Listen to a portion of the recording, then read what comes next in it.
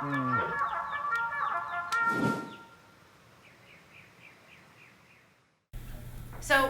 in my role of customer strategy at Influitive, and I've been at the company for a whopping over 3 years. I've worked with having mic issues. I've worked with a lot of our customers on how they can measure value. Spoken like a true. No, I got 2 bars. We're good. With a microphone that will last me 5 minutes, but a little longer. Oh, hang on. I got some professional support. I got the mic.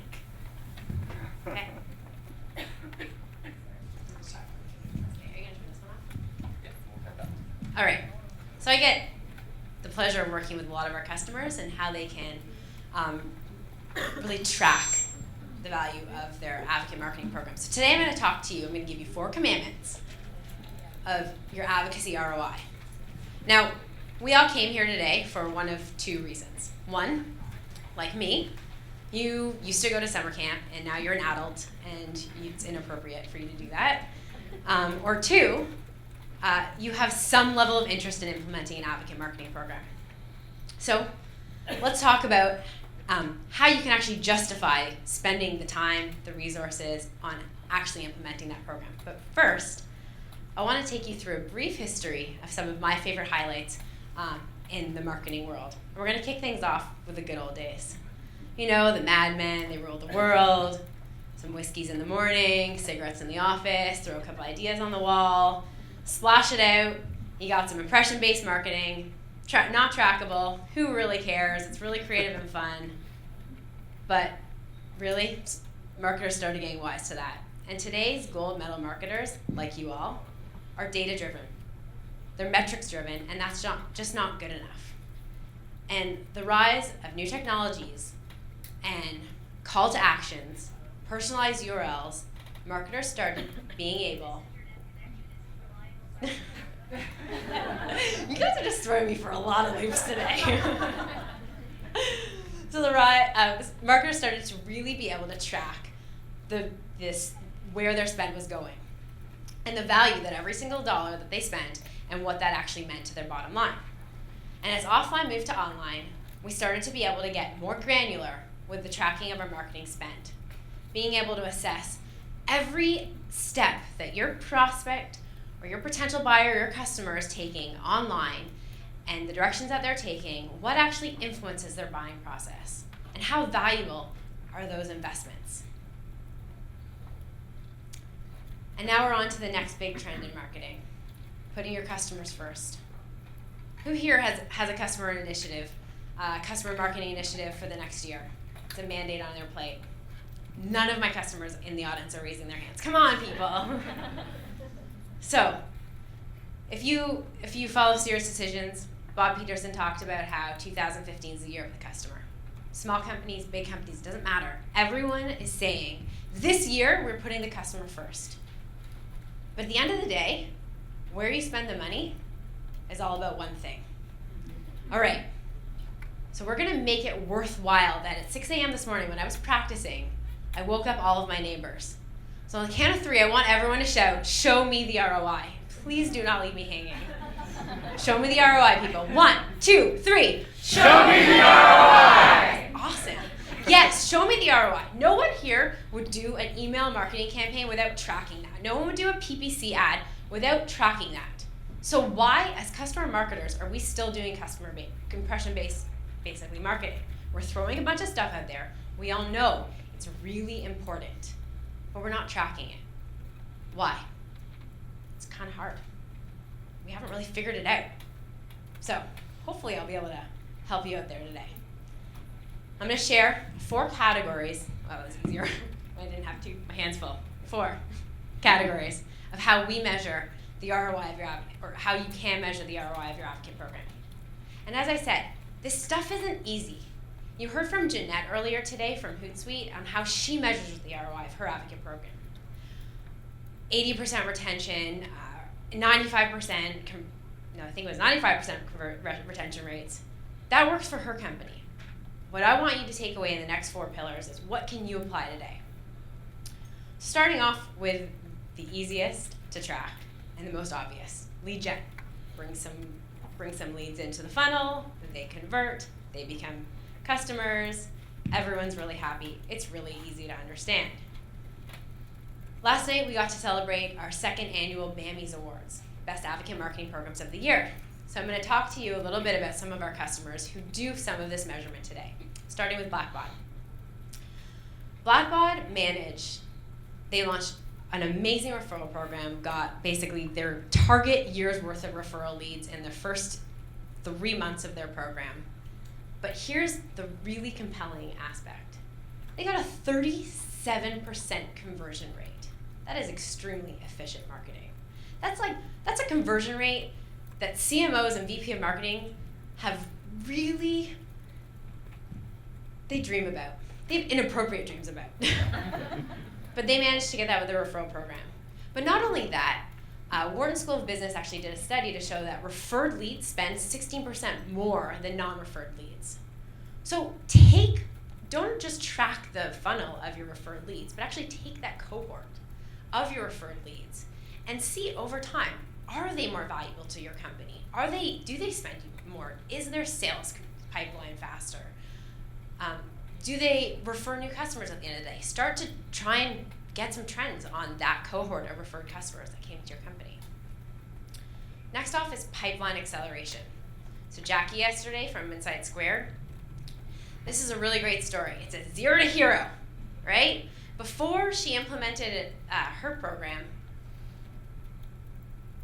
if you were to look at them online and go to the review sites, they basically, this is a little bit of exaggeration, but they basically didn't exist, right? Everyone knows reviews are important. Your customers are, 84% through the buying process before they even come to your website or come to talk to your sales reps, and they had no reviews.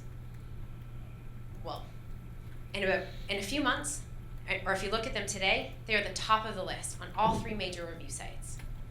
And they actually received an email from a prospective customer saying, I looked you up.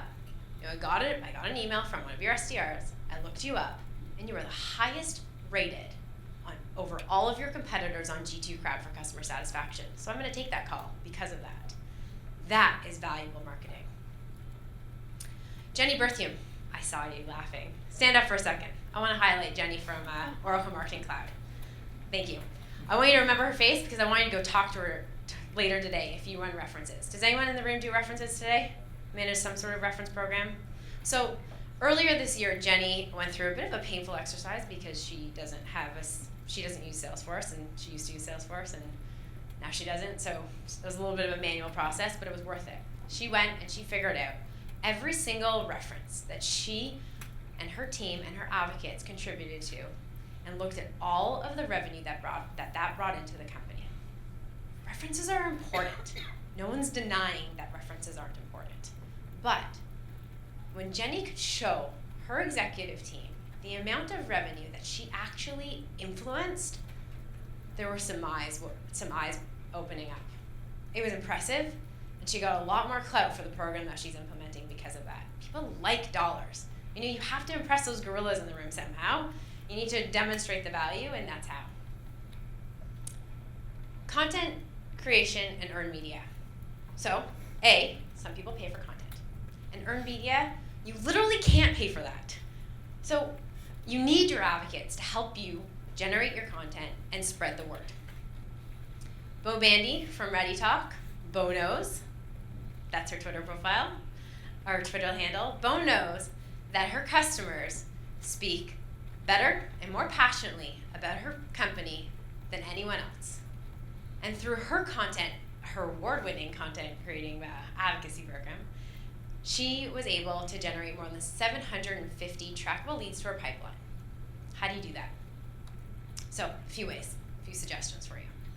One, take all the content that you generate, that amazing ebook that Chris was talking about, that your advocates help to contribute and help write. That's being used in all sorts of marketing efforts. But are you actually getting the credit when leads come in and convert from having that influence? Probably not. And what about when you actually ask your advocates and your customers and your employees to share those links that go to gated forums, that go to webinars? That's not being tracked and attributed to you. If you ask your social media team to make you a customized link, customized URL, and you create a campaign for that, you can start actually tracking when leads come in that you've driven. And you can start giving yourself some more attribution to that pipeline. And the last piece on my list is lifetime value. So these three previous categories, lead gen, pipeline acceleration, content creation, you heard Nick Mehta talk earlier today about first order business and second order business. So those three categories are that second order business, right? You have your advocates, they're helping you get a lot more business. But lifetime value, we all have to figure out how we're going to calculate it based on the new formula. But you get a lot of first order business from your advocates as well. The last story I want to talk to you about today is Iron Mountain. And if you see David Coates or Jessica Bundy later today, I want you to ask them, I'm totally embarrassing Jessica right now, I want you to ask them to see their dashboard. It is a beautiful dashboard. I got to see their Salesforce dashboard. It is gorgeous. I've never seen one like that, and we actually haven't even been able to reproduce it at Influitive. They've been able to actually create a dashboard that tracks the revenue that every single customer that they influence and they interact with as part of the various programs that they have, both Influitive and outside of Influitive, Voice of the Customer, different events, and actually show the amount of revenue that they contribute to on a daily basis. They also have the ability to show upsell, cross-sell, and net new revenue from existing customers. If you look at the lifetime value of your customers, we know that churn is bad, obviously. We know that net promoter scores are good. They show you an indication of whether or not your customers are going to renew and they're going to stay with you. So why aren't you doing that analysis on your advocacy program? You implement a program, look at the difference of where you were before and where you're going to today.